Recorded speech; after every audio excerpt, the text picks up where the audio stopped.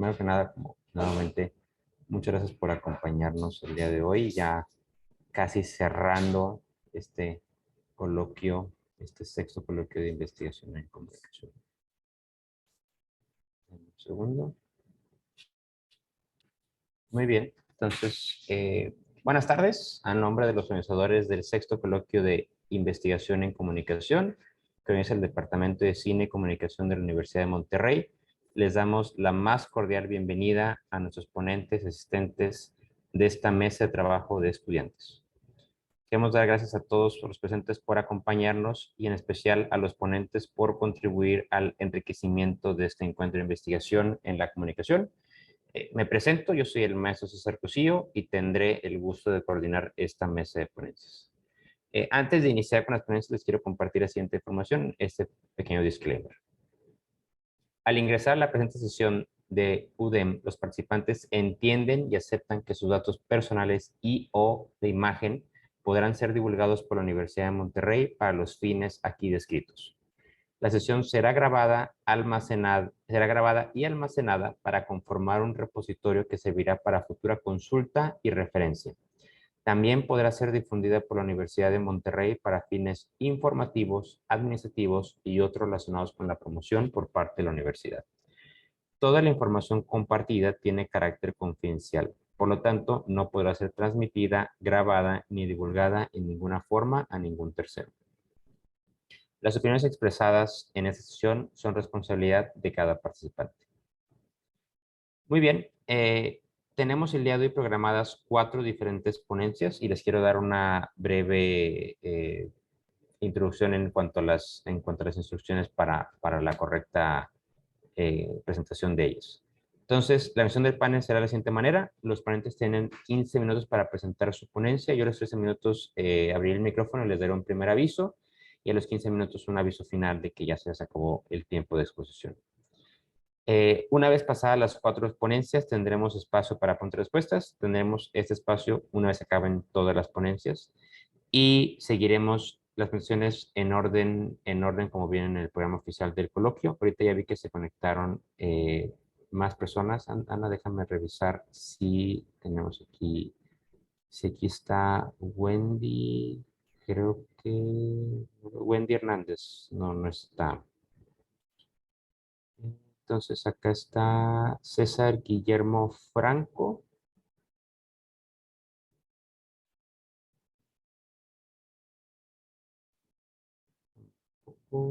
Él también presentó ayer, entonces déjame nada más confirmar que está en la línea. Ahí voy. Gracias, César. Gracias. Bueno, vamos a empezar como te había comentado contigo, Ana, si te parece. De acuerdo, mi compañero va a presentar nuestro PowerPoint. Muy bien, antes de iniciar, pero antes de que empiece a compartir Ana, les podría pedir a todos si pueden abrir su cámara para poder tomar una foto de evidencia de esta mesa, por favor. Les agradecería muchísimo. Prometo tomar el mejor ángulo de cada uno y cada una de nosotros.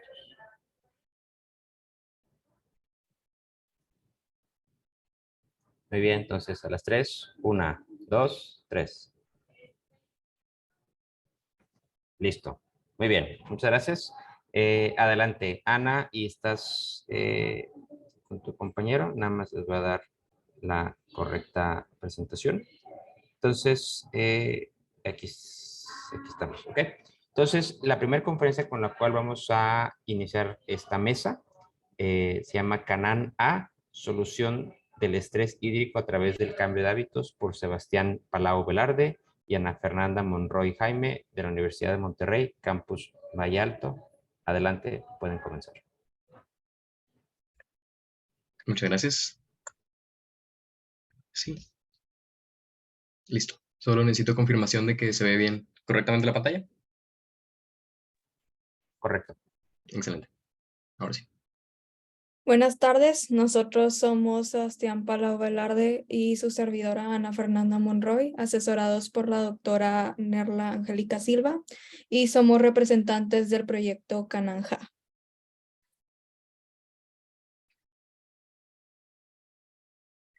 Nuestro proyecto surge a base de la crisis de estrés hídrico que se ha estado dando en Nuevo León en estos años recientes, por lo que surge a partir de la necesidad de medir cuantitativamente el porcentaje de concientización respecto al estrés hídrico, que es cuando hay más demanda que oferta de agua.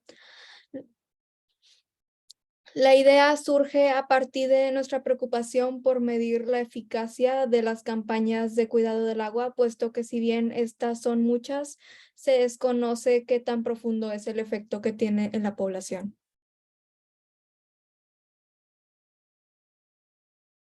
Ahora bien, retomando lo que mencionó mi compañera acerca de las problemáticas sociales, en este caso el estrés hídrico, esta fue seleccionada porque realmente era un problema que nos afectó de gran manera, fue una problemática que enfrentamos directamente y fue a través de esta campaña de concientización que decidimos construir un medio para evaluarla.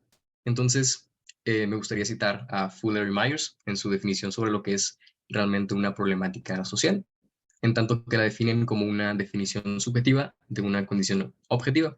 Esto quiere decir que hay una discrepancia entre lo que la población realmente aprecia y lo que existe.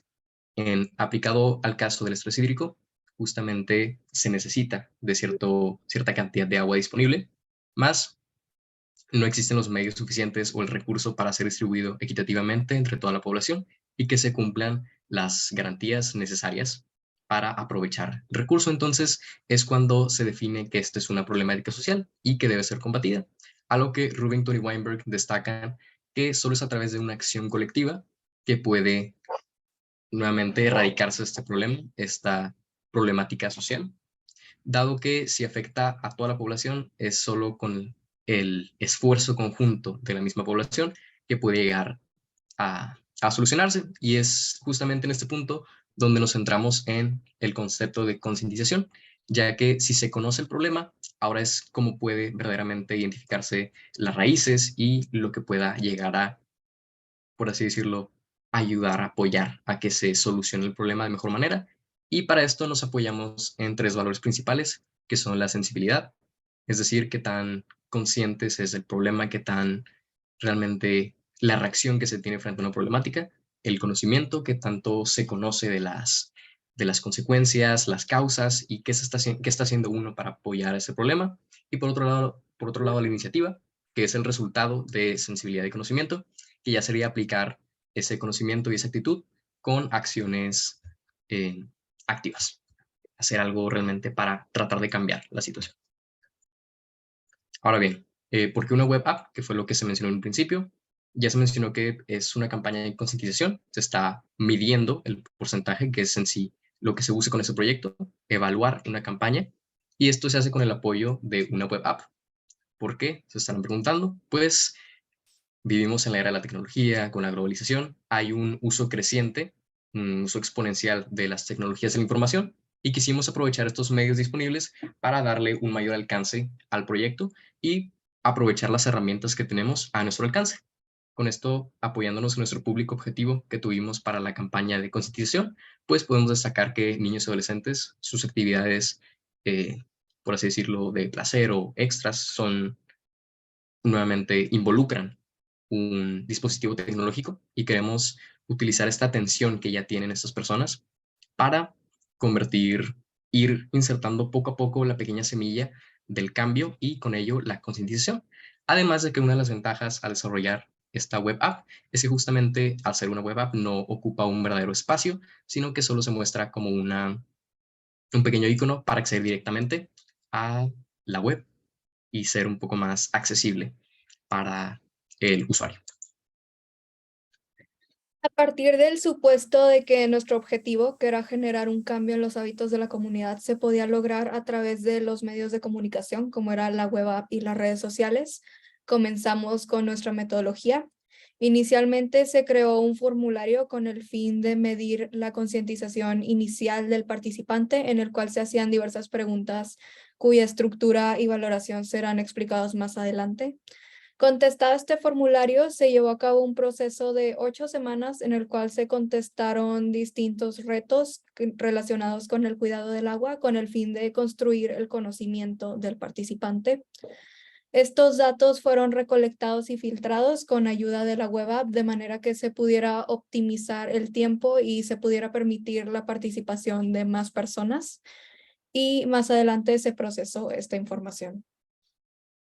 Así es. En este punto de la metodología podemos dividir en dos secciones diferentes, dos apartados, todo lo que es el proyecto. El primero de ellos, lo que ya explicó mi compañera, es en sí la recolección de los datos y lo que es realmente el desarrollo de la campaña de concientización que posteriormente fue evaluada.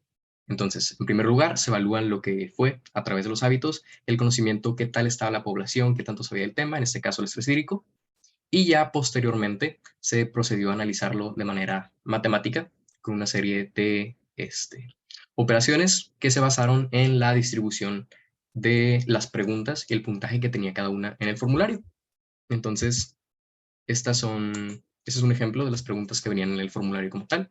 Es un formulario sencillo de Google Forms, accesible para todos aquellos que quisieran participar y que era difundido a través de la web app. Todas estas preguntas eran sencillas y se evaluaban acerca de específicamente ciertas áreas como el conocimiento, la actitud y el comportamiento, y se dividían en diferentes subtemas como la responsabilidad hídrica, como el conocimiento sobre los conceptos y ciertos otras actitudes que se pueden tomar frente al tema.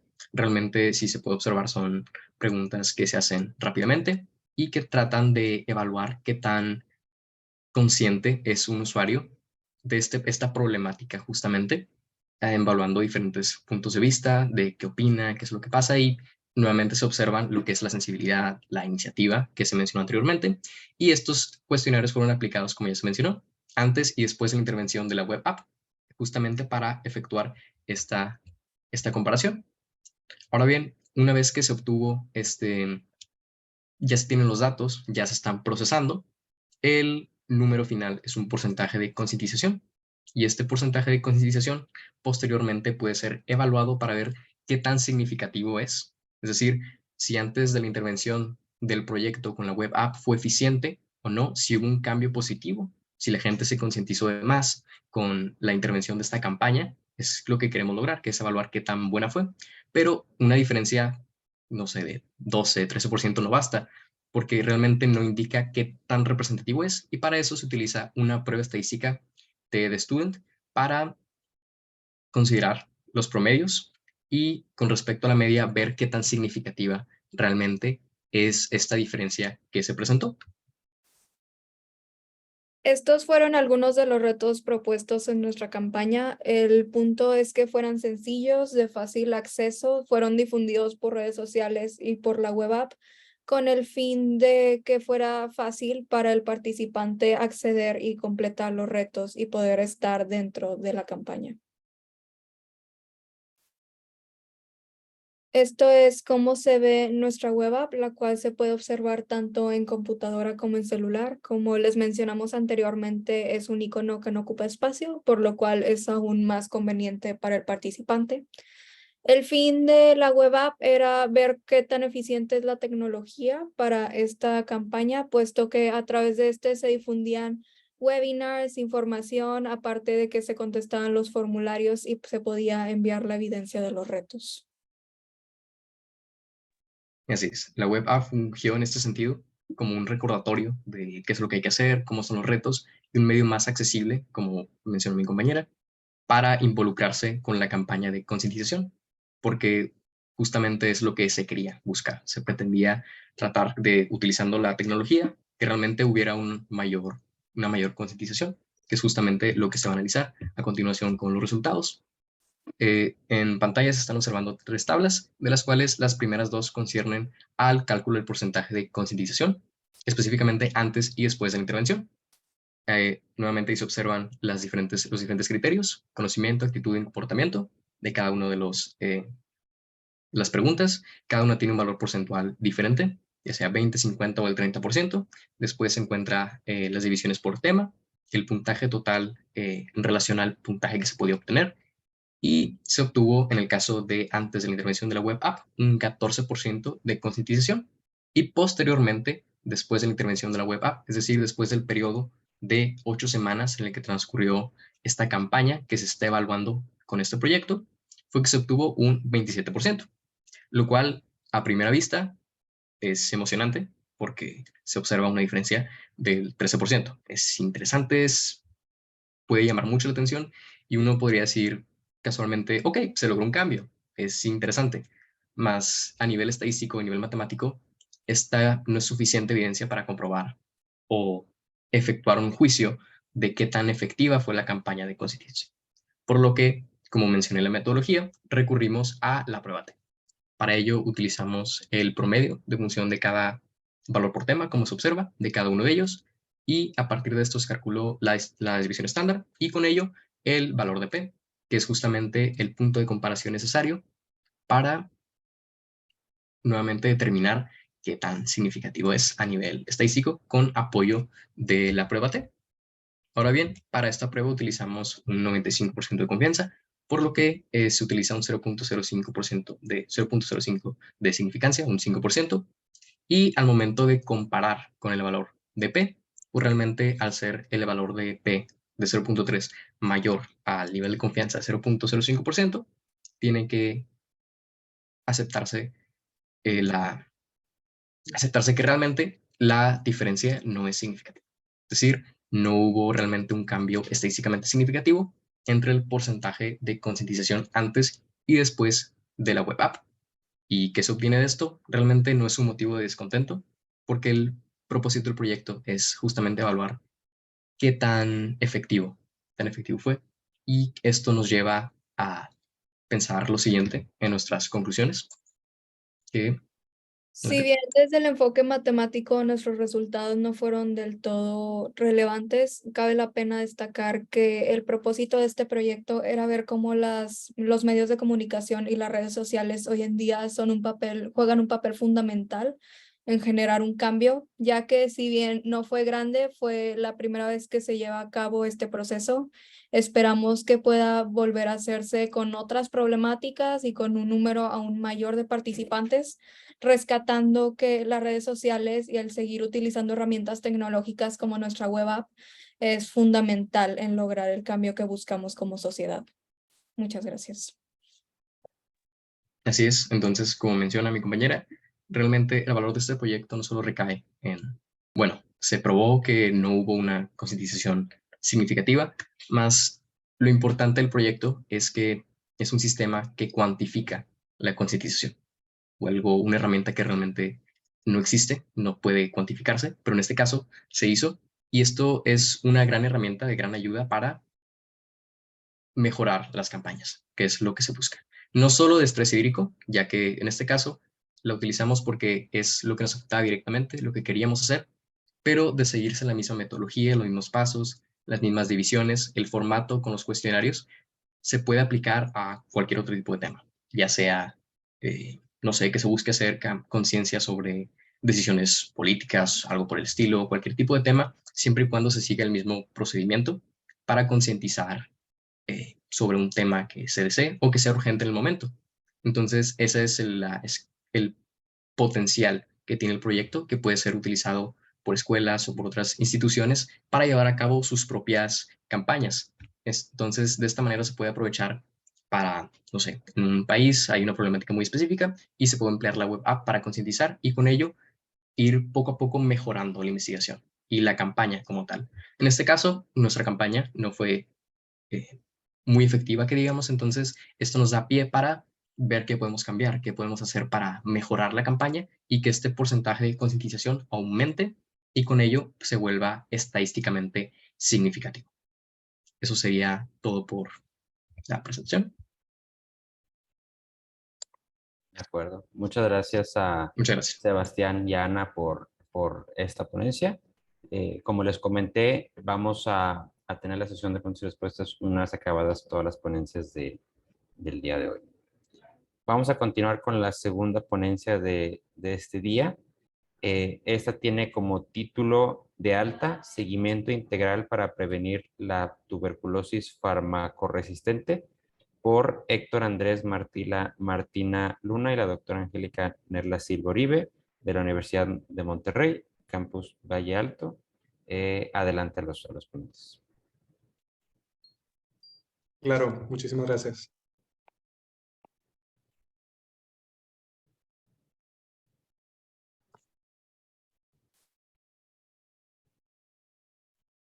¿Se puede ver bien mi pantalla?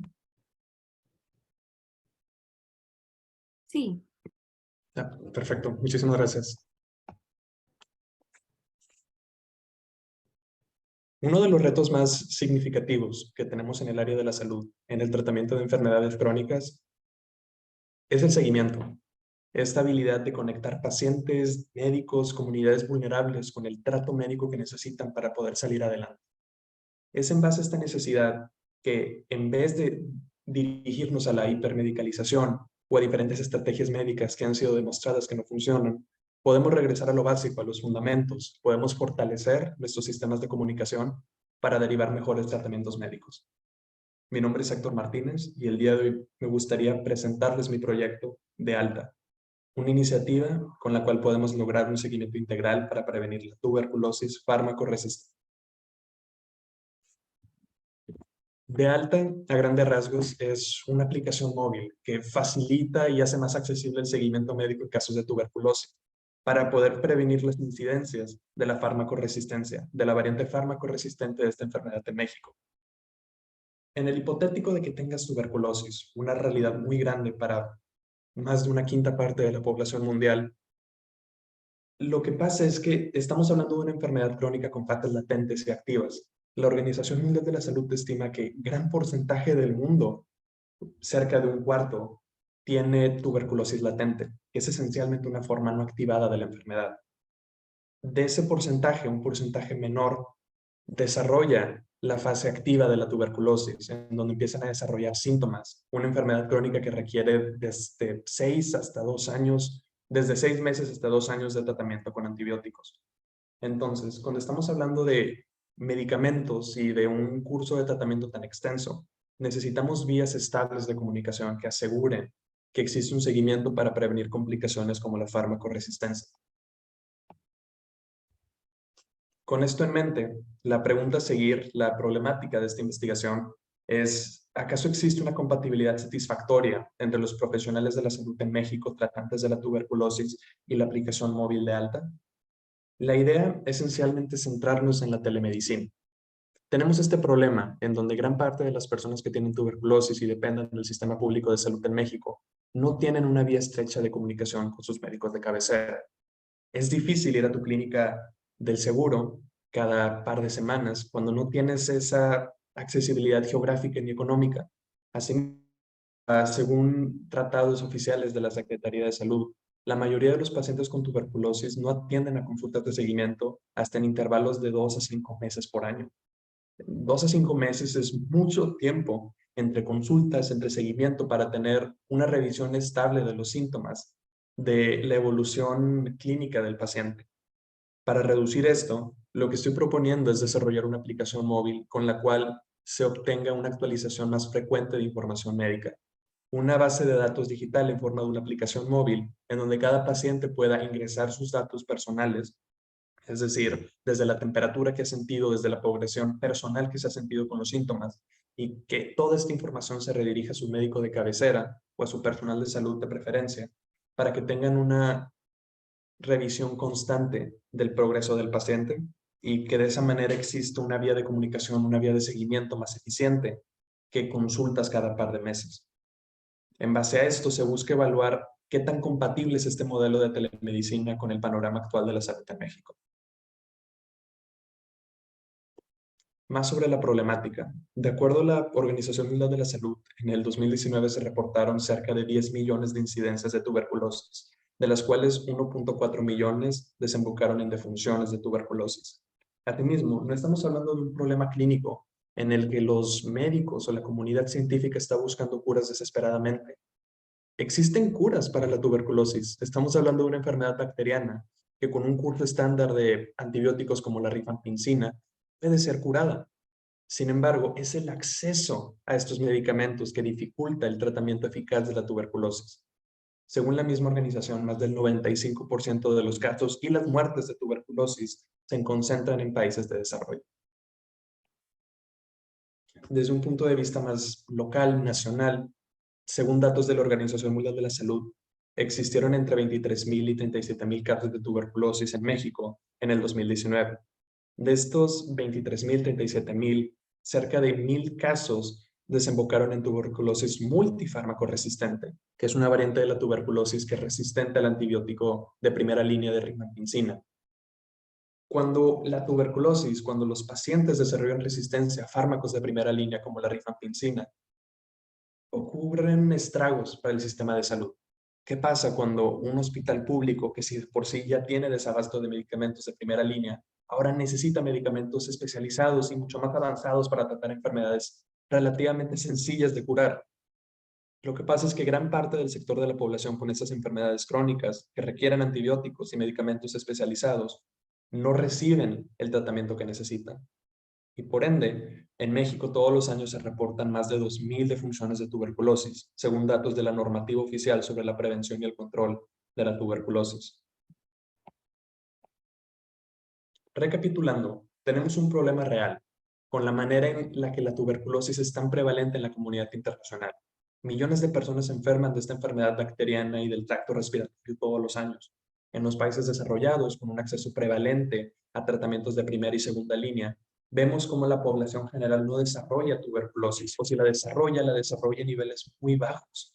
Sin embargo, en países en vías de desarrollo y en países que tienen tasas altas de insatisfacción en el sistema público de salud como México, podemos observar cómo el desabasto de medicamentos, la falta de empleados en los sistemas públicos de salud socavan el tratamiento eficaz de los pacientes. Existe el medicamento, pero no tienen acceso a él.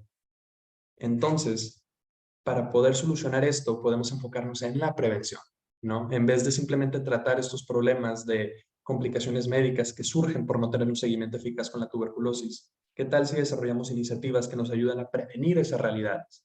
Además de aumentar y expandir el alcance del sistema público de salud, ¿por qué no nos enfocamos en la prevención como el mejor remedio? Y es en base a esta idea de la prevención que surge el prototipo de ALTA. Con una aplicación móvil en donde los pacientes tengan acceso a pestañas como síntomas y medicamentos, fuentes confiables de información y un contacto directo con el profesional de la salud, básicamente el paciente obtiene un repositorio, una base de datos completamente accesible al alcance de su pulgar y de su bolsillo, con el cual puede mantenerse activo, puede mantenerse partícipe dentro de su tratamiento. En vez de ofuscarse por meses, si no es que años de tratamiento extensivo, de consultas tediosas y de una ambigüedad, de una oscuridad por no saber cómo está progresando su enfermedad, con una aplicación como de ALTA, en la que cada semana se llenen cuestionarios semanales sobre el progreso de los síntomas, se obtiene más comunicación y más involucramiento en el recuperamiento activo del paciente. Con esto en mente, el objetivo de la investigación fue determinar el ICD, el índice de compatibilidad de alta de profesionales de la salud tratantes de la tuberculosis en México. La idea es, una vez más, centrarnos en esta prevención para poder atender la tuberculosis y lograr este objetivo a través de una determinación numérica de qué tan compatible es el sistema profesional de la salud con la aplicación de alta. Estos objetivos nos llevan a objetivos específicos como diseñar la métrica del ICD, plasmar esos puntajes en un histograma, tener un análisis de la distribución normal y por último desarrollar un prototipo de alta. Con el objetivo se desarrolla la hipótesis de esta investigación, la cual plasma que la cantidad de profesionales de la salud con un ICD satisfactorio será mayor a la cantidad de profesionales de salud con un ICD limitado. El ICD diseñado es una métrica de 2 a 7 puntos de números enteros que básicamente nos ayuda a evaluar el grado de la compatibilidad, en donde se sugiere que un ICD igual o menor a 4 es limitado, sugiere una compatibilidad limitada entre el sistema profesional de la salud y la aplicación de alta, y que un ICD mayor a 4 es satisfactorio. Estos puntajes derivan de 3 criterios de diagnóstico de la tuberculosis farmacoresistente, de la anamnesis, que básicamente nos habla de la historial y del seguimiento médico, y por último, la apertura a la comunicación, es decir, esta confianza que existe entre el paciente y el médico de cabecera para progresar el tratamiento. Esta investigación también se relaciona con los objetivos de desarrollo sostenible, en específico el objetivo 3.3, que plasma el reto de erradicar la epidemia de la tuberculosis mundial para el año 2030. En base a estos criterios, a esta métrica del índice de compatibilidad de alta, se llevaron a cabo encuestas a docenas de profesionales de la salud en México que tratan a pacientes de la tuberculosis y se registraron preguntas sobre preguntas enfocadas a cada criterio del ICD. En la primera pregunta, por ejemplo, se hizo una pregunta sobre si acaso los profesionales han tratado casos de tuberculosis fármaco-resistente en sus carreras médicas.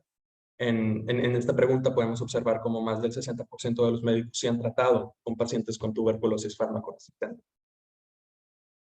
Asimismo, vemos cómo la mayoría de los médicos prefieren tener un seguimiento mensual con sus pacientes de tuberculosis en contra de las frecuencias diarias y semanales. Y por último, vemos cómo todos los médicos encuestados están de acuerdo en que la comunicación entre médico-paciente es un actor importante para prevenir la tuberculosis fármaco-resistente. En base a esto, cada respuesta dentro de la pregunta, dentro del formulario, es asignado un puntaje progresivo en donde las respuestas favorables, por ejemplo, como la frecuencia semanal en vez de mensual, obtiene más puntos que la mensual. Y se obtiene una suma total del ICD, en donde, como podemos ver, la mayoría de los médicos encuestados exhibe un índice de compatibilidad de alta satisfactorio. La mayoría de los profesionales encuestados tienen un ICD entre el 5 y el 6, lo cual nos sugiere altos niveles de compatibilidad entre la comunidad médica profesional en México y la aplicación móvil de ALTA. En base a esto, se acepta la hipótesis plasmada de la investigación. La cantidad de profesionales con un ICD satisfactorio fue mayor a la cantidad de profesionales con un ICD limitado, con una diferencia clara de 23 profesionales con un ICD satisfactorio y solo 4 profesionales con un ICD limitado. Cabe mencionar obstáculos y áreas de oportunidades en la investigación, tal como el tamaño reducido de muestra, ya que solo se encuestaron a 27 médicos profesionales, y la brecha digital como un obstáculo a largo plazo, así como en la implementación de esta investigación, ya que fue realizada en tiempos de pandemia, en donde la mayoría de los profesionales médicos encargados de enfermedades respiratorias como la tuberculosis dirigieron su atención primordial a la defensa del COVID-19. Y obtenemos la brecha digital en México, ¿no? La cantidad significativa de personas en el país que no tienen acceso a tecnologías de la información y comunicación, como una aplicación móvil. Sin embargo, es en el análisis de estas problemáticas y en el análisis de estos resultados preliminares sobre cómo una aplicación móvil puede prevenir complicaciones médicas y puede aumentar el seguimiento en casos de enfermedades crónicas, que nos damos cuenta que existe mucho poder que podemos derivar de la comunicación, que existen lecciones y que existe valor en la manera en cómo nos relacionamos con los demás. Y es al optimizar estas estrategias de comunicación mediante la tecnología que podemos solucionar grandes problemáticas en nuestro sistema de salud y en nuestra comunidad nacional.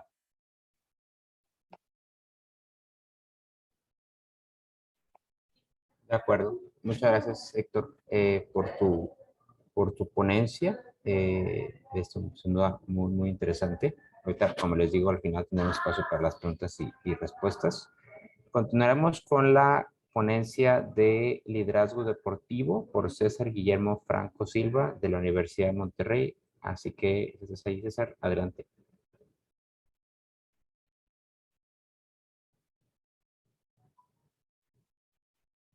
Hola, sí, mucho gusto. Perdón por llegar un poco tarde. Es que No te ayer, preocupes. sí, es que tuve una situación ayer. Presenté que, o sea, ayer presenté mi proyecto, pero otra vez lo vuelvo a presentar sin problema. Voy. Gracias.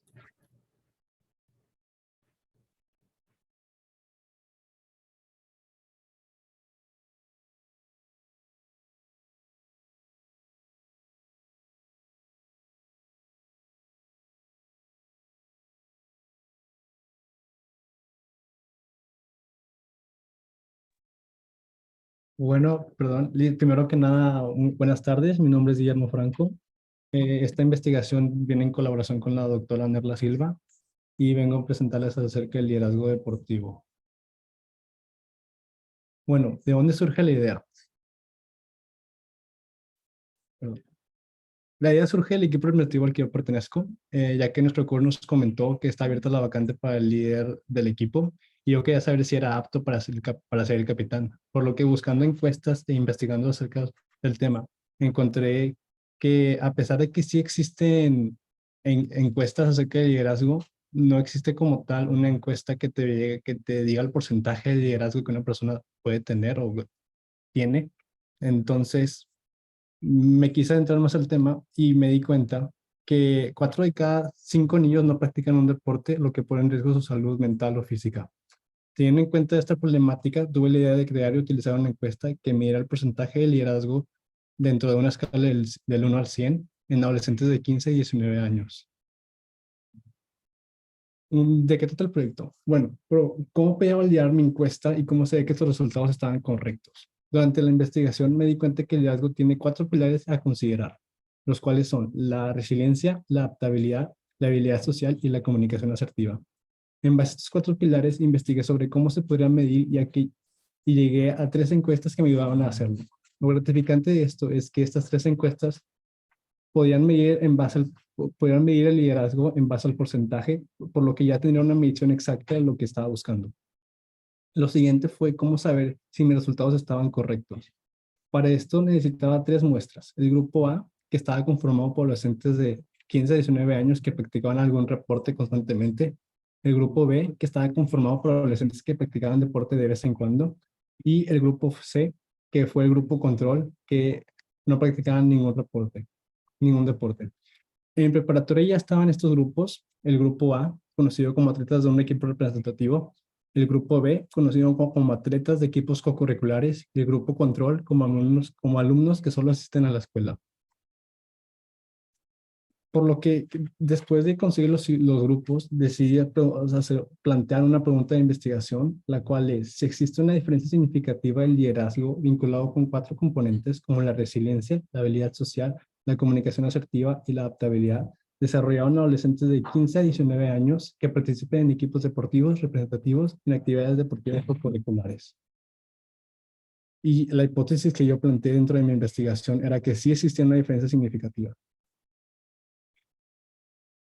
La metodología que utilicé es que se hizo uso de una encuesta electrónica. Esta encuesta fue adaptada con 20 ítems en los cuales se usaron 2 tipos de respuestas. Una es de escala tipo Likert de 10 puntos del 1 al 10 y otra tipo dicotómica como verdadero o falso. La aplicación fue individual con un tiempo promedio de 10 a 15 minutos.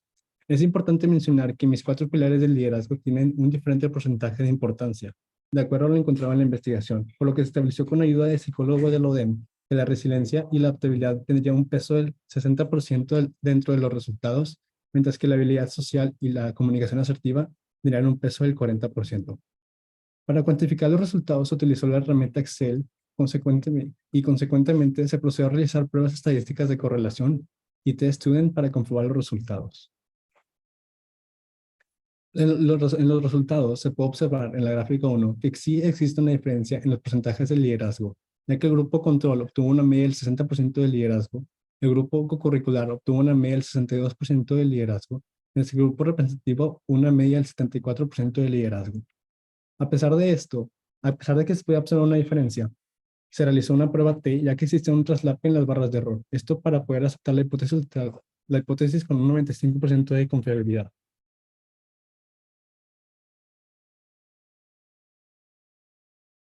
Para la comprobación de los datos se estableció una hipótesis nula y una hipótesis alternativa. La hipótesis nula, que es donde se establece que no existe una relación entre el promedio y el liderazgo, y la hipótesis alternativa, donde se establece que sí existe una diferencia entre el promedio y el liderazgo. Ay, perdón. No. De igual manera, gracias a la prueba T, se pudo rechazar la hipótesis nula, ya que se obtuvo una R calculada de 0.999, que es mayor a la R de tablas de Pearson, con un porcentaje de 95% de confianza, por lo que se acepta que sí existe relación entre el promedio de liderazgo y el número de horas de entrenamiento que los adolescentes hacían de 15 a 19 años. En la gráfica 2 se pudo observar que existe una tendencia positiva en los datos obteniendo, mostrando una relación entre el liderazgo y el número de horas. Lo que quiso decir que entre más entrenamiento realiza el adolescente, mayor porcentaje de liderazgo tendrá este. En conclusión, se aceptó la hipótesis donde se establece que sí existe una diferencia significativa en el porcentaje de liderazgo vinculado con los 4 componentes, los cuales son resiliencia, habilidad social, comunicación asertiva y adaptabilidad, desarrollado en los docentes que participan en equipos representativos en actividades deportivas cocurriculares, ya que de acuerdo a los resultados, el adolescente que realiza alguna actividad deportiva desarrolla habilidades que le permiten adaptarse al cambio y tomar decisiones asertivas en su vida. Asimismo, se encontró que sí existe una diferencia con respecto al grupo control, los cuales no realizaban ninguna actividad específica. En reflexión, es necesario buscar estrategias que generen líderes que sean capaces de enfrentar los retos cambiantes que presenta nuestra sociedad y que además sepan enfrentar situaciones como los que nos presentó esta pandemia. Una actividad deportiva, además de generar liderazgo en los adolescentes, van a mantener una vida sana y en el adulto del mañana. Y pues muchas gracias. Muchas gracias, Guillermo, también por tu ponencia, perdón, el día de hoy. Y bueno, una vez que acabamos las tres ponencias ya presentadas, vamos a dar espacio a la sesión de preguntas y respuestas. Y si pueden volver a abrir sus cámaras, Ana, Héctor y Sebastián, muchas gracias. Entonces le dejo abierta el foro a los asistentes por si quieren hacer alguna pregunta, alguna ponencia en particular, algún proyecto en particular. Así que adelante.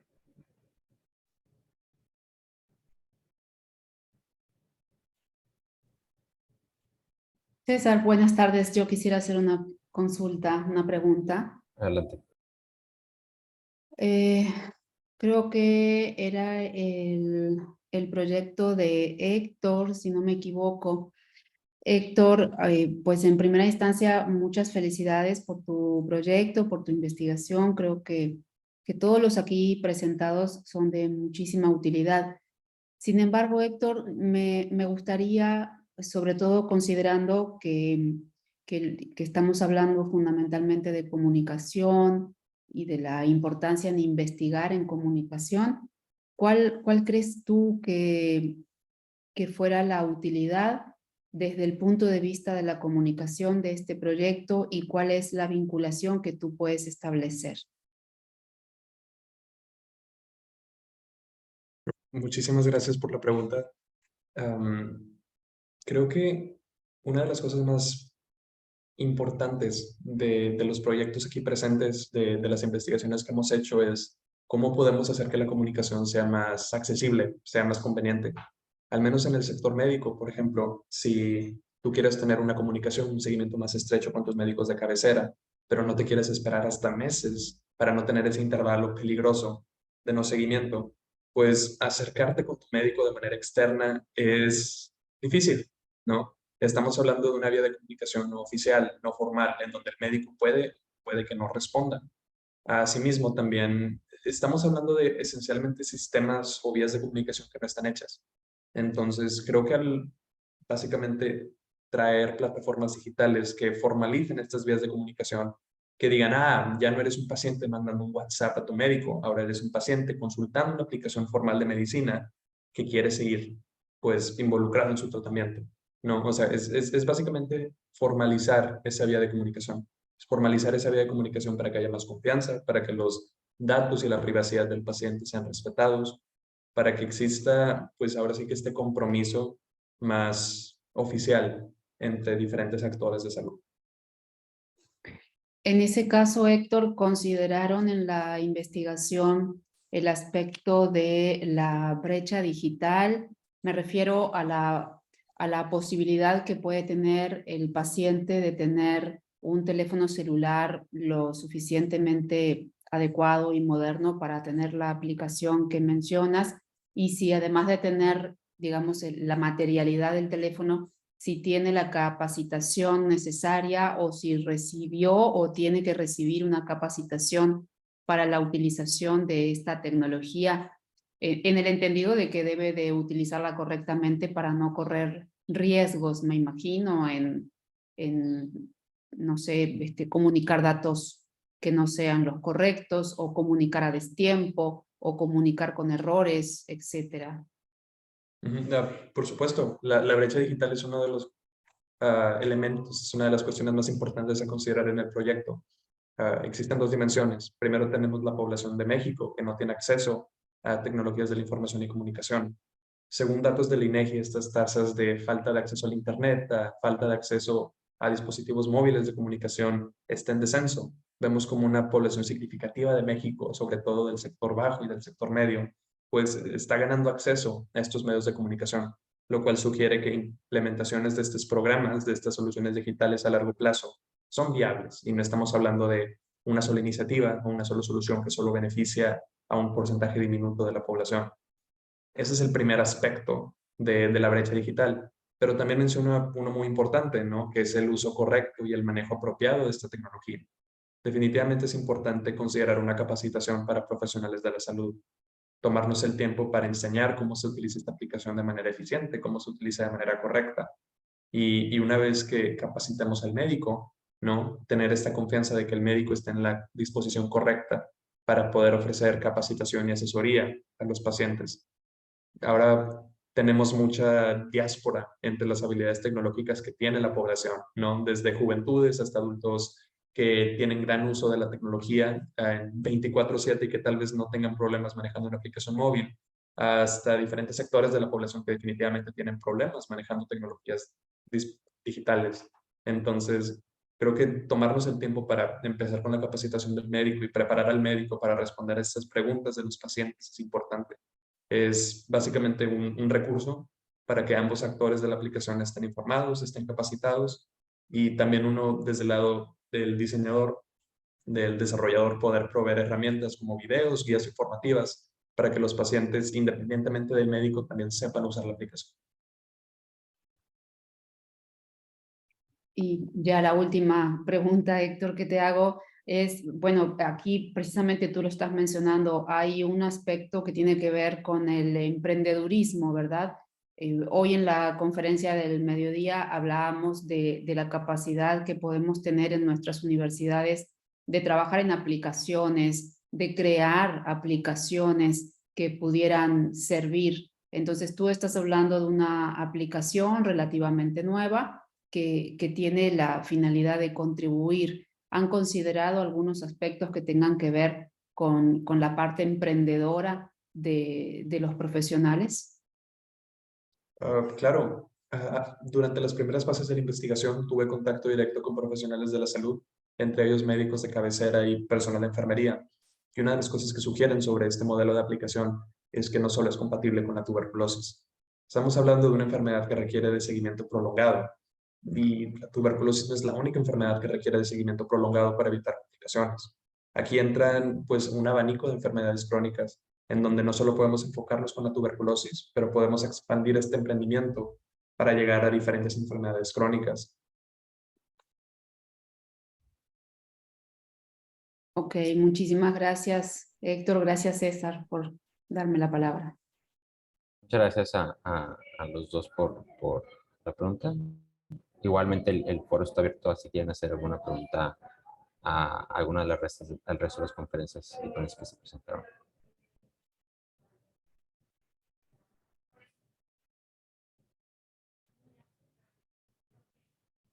Adelante, Flor.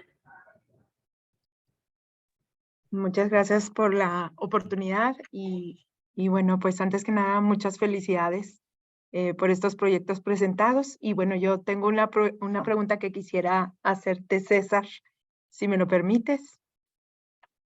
Bueno, estamos hablando del arte de comunicar y el arte de comunicar puede tener un factor muy importante en cuanto al poder de motivar a los demás.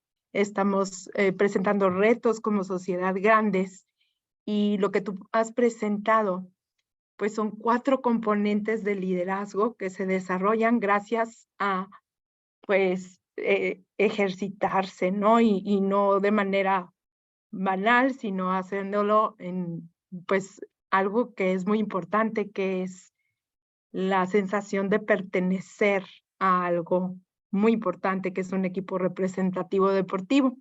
Pero yo te quisiera preguntar, si tuvieras la oportunidad de hablar con jóvenes que no hacen ningún ejercicio, a partir de estos 4 componentes que tú has desarrollado personalmente, ¿cómo comunicarías esto que inspire a los jóvenes a animarse a pertenecer a algún equipo deportivo?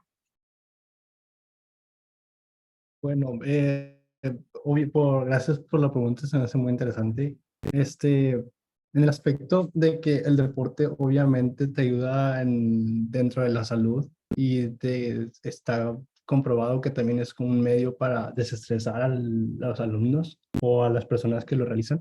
Este, se me, esto de poder comprobar que el liderazgo, sí que el deporte, que el liderazgo sí viene influido dentro del deporte, es algo que, digo, podría motivar a muchos adolescentes, pero sin embargo, si hay algunos otros que no los puedan motivar, yo lo que haría sería adentrarlos dentro de los otros aspectos que también pueden mejorar, como sería que pueden hacer que una persona sea más competitiva, que pueden hacer que una persona se dé cuenta que tal vez a la primera no le van a salir las cosas, porque eso es algo que te va enseñando el deporte, ya esta resiliencia, esta adaptabilidad, y trataría de enfocarlos más por los caminos de, aparte de la salud, que más te puede dar el deporte.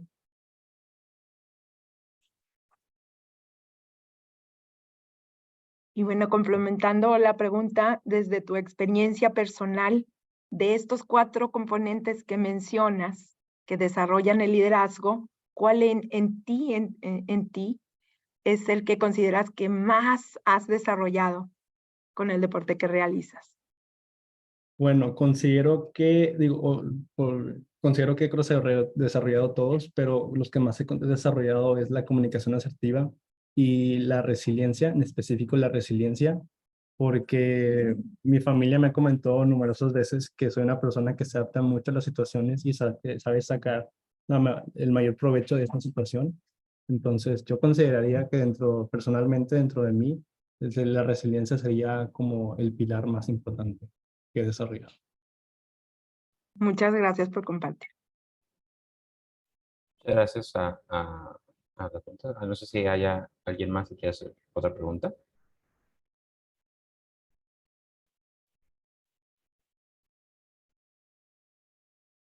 Bueno, yo sí tengo una pregunta y bueno, más bien es pedirles una reflexión a los investigadores que han presentado todos los proyectos en esta mesa.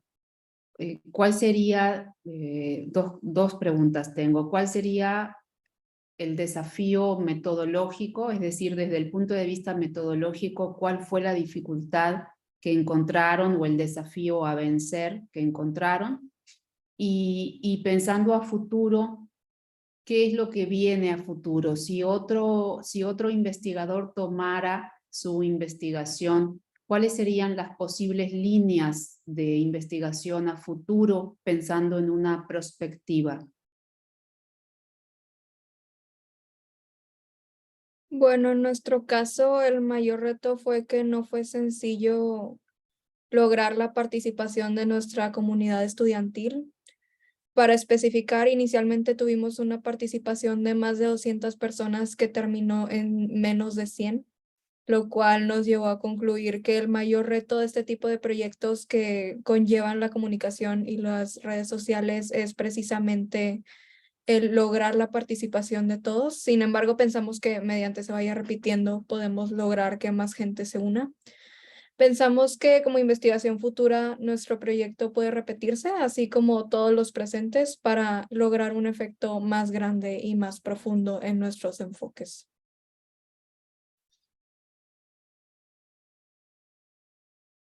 Dentro de mi caso, considero que lo más complicado fue el tema de la investigación, ya que el liderazgo, digo, es un tema que se habla mucho, pero sin embargo es un tema que se habla de manera muy general, por lo que encontrar en concreto acerca del liderazgo deportivo y acerca de, pues sí, el liderazgo, de manera más específica fue lo más complicado, por lo que encontrar citas o hablar con psicólogos o encontrar cosas que me ayudaron dentro de mi investigación fue, yo creo que lo que tomó más tiempo y a lo que yo a si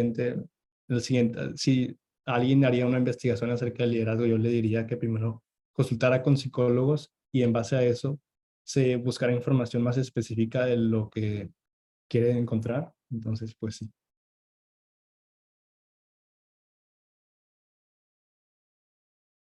Bueno, un reto importante a la hora de investigar la comunicación es cómo podemos asignar valores cuantitativos, objetivos a factores y elementos cualitativos y subjetivos.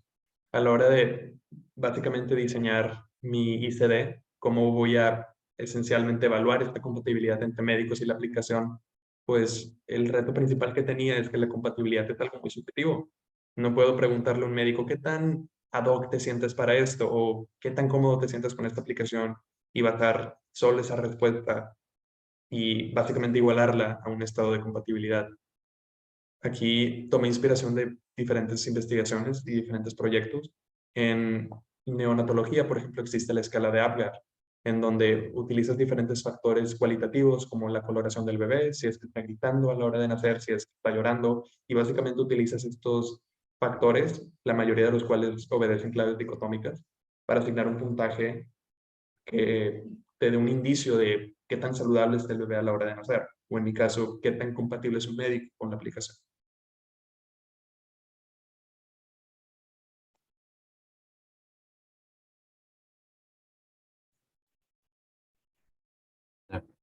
Muchas gracias. Me gustaría agregar algo. Creo que uno de los retos más grandes para desarrollar estos 3 proyectos, creo que fue que estos 3 chicos los hicieron en la edad de la preparatoria. Entonces, desarrollar este tipo de proyectos con esta visión y con esta realeza que quisieron implementar en cada uno de los proyectos, creo que fue el primer obstáculo a vencer.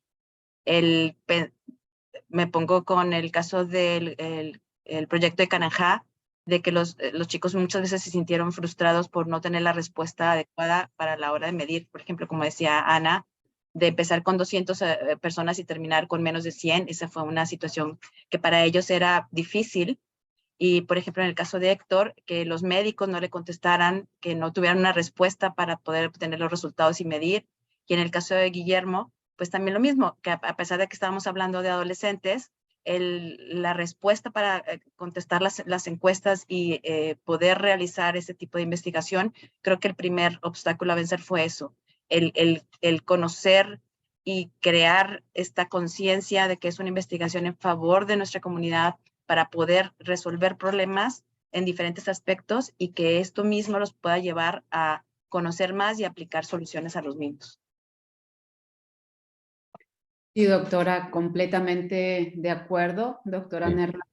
Creo que también aquí la reflexión nos lleva a considerar que el investigador debe desde un inicio comunicar muy claramente y motivar. Ahora sí que intervienen las variables de liderazgo en la comunidad o en las personas que participan en sus proyectos de investigación para generar esa conciencia de que para solucionar un problema tenemos que participar en esa solución, integrarnos o por lo menos no negarnos a que se nos apliquen las metodologías necesarias para poder dar solución, ¿verdad? Entonces, ya desde un inicio el investigador, sobre todo ellos que están muy jóvenes, y coincido que es un gran mérito el que tienen trabajar con esas edades y esa formación, trabajar en este tipo de investigaciones tan rigurosas.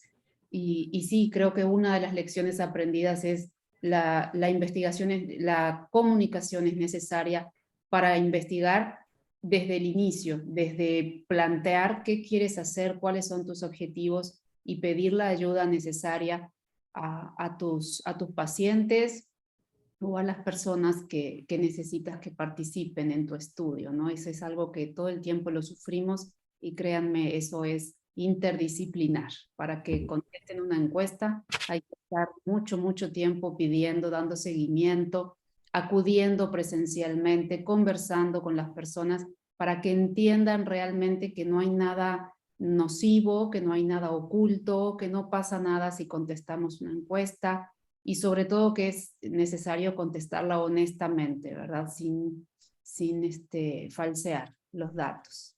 Pero muy bien, felicitaciones. No sé si los demás quieran hacer algún comentario. La audiencia está muy calladita.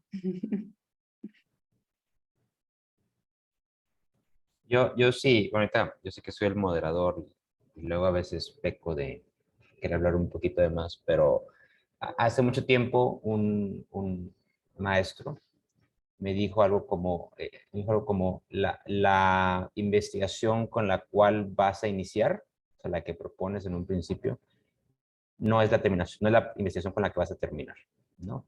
Y no necesariamente porque hagas un mal planteamiento o omitas información cuando estés presentando el proyecto, sino como lo que están mencionando, ¿no? Pues me hubiera gustado sacar más respuestas y la realidad es que no se pudo, me hubiera gustado hacer esto y la realidad es que no se puede, o se enfrentan a situaciones que a veces están muy fuera de nuestro control. Y creo que algo de lo más valioso que sin duda lo veo sobre todo como lo explican, como llegan a la conclusión y como platican su proceso, es esta resiliencia de que se les cierran 3 caminos y ni siquiera tienen que irse por otros 3, tienen que abrir uno nuevo, no tienen que pavimentar completamente uno nuevo y yo la verdad ahorita con lo que escuché y con lo que platicaban también les felicito mucho por eso.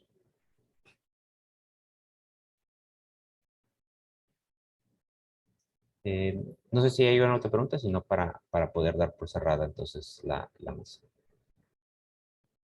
Yo nada más, César, quiero aprovechar para invitarlos a que contesten. En la tarde, hace un rato, envié un formato de retroalimentación un poco más nutrido que el de ayer, que solamente el de ayer evaluaba el día de ayer. El día de hoy enviamos un formato para evaluar todo el coloquio, entonces si no lo han visto, pues revisen su correo, por allí debe de estar. Y lo siguiente es invitarlos a que se conecten para la última parte. Nada más nos queda la conferencia magistral número 6, que comienza 5:30 hora local, y el cierre. Especialmente en el cierre vamos a tener algunas novedades, así que por favor los invito a que no se lo pierdan. Muchísimas gracias a todos y todas. Muchas gracias. Para cerrar, Gracias. a nombre del coloquio del Departamento de Cine y Comunicación de la Escuela de Educación y Humanidades y de la Universidad de Monterrey, agradecemos a todas y a todos su presencia y participación en esta mesa. Y como les dijo ahorita la doctora Virginia Bon, acompáñanos en la conferencia de cierre que tendremos ya en breve.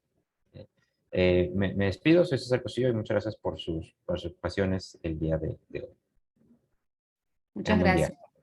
Muchas gracias.